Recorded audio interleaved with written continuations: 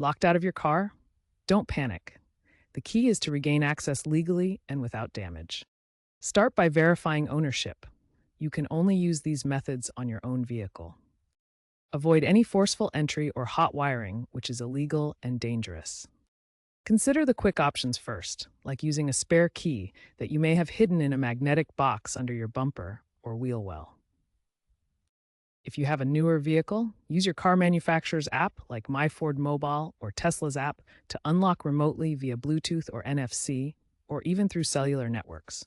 Keep in mind that key fobs use RFID or Bluetooth Low Energy (BLE) and often fail due to dead batteries or signal interference.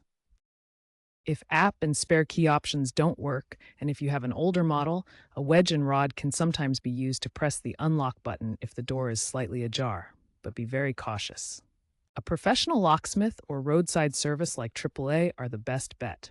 They use specialized tools like Slim Jims for non-destructive entry. Automotive engineer Barry Cole emphasizes the importance of a mechanical backup even in our digital age. Remember, AAA reports millions of lockout calls annually, so you're not alone. To secure your car, consider using two-factor authentication for your car's app to protect against potential digital vulnerabilities.